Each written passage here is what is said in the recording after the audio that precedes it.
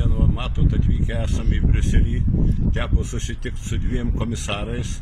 Mes, žinoma, vykom į Briuselį ne laimės ieškoti, ne kažkokios paguodos, bet mes važiavom teisybės surasti, ką mums pastoviai tas ministras Navickas meluoja. Ir svarbiausia ūkininkam, Lietuvos ūkininkam, kad juos paverst šlapynėm, reiškia, pievų atstatymai, visokie viską.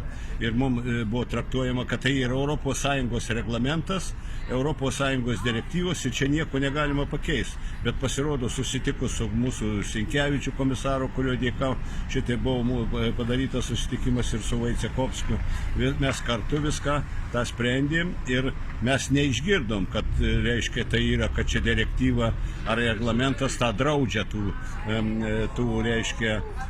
pievų atstatymą ir visa kita, kad tai yra tabu.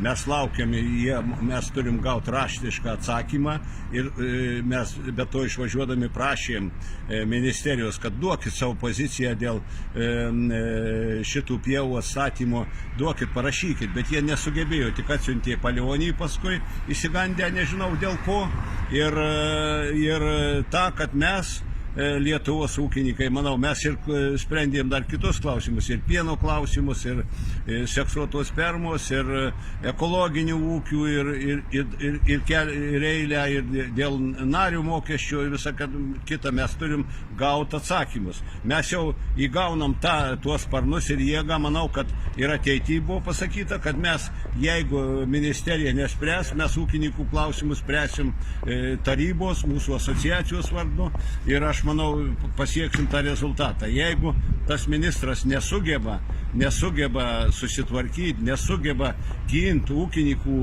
interesus, o ne savo, kad į konservatorių partijos programą vykdo. Mums konservatorių programos vykdymo mums nereikia. Mums reikia rezultatų, kad ūkininkas Lietuvos uždirbtų, kad ūkininkas galėtų gyventi ir kaip pasakyti, ir vystytųsi Lietuvos žemės ūkis. O šiandien matom, nėra, jau nebus žvėrelių, karių sumažėjimas iki 200 000 vien per metus, o ne 10 000, ūkininkų sumažėjimas, paukštininkų gamybos sumažėjimas, kiaulininkystės sumažėjimas, viskas veda prie kracho žemės ūkio.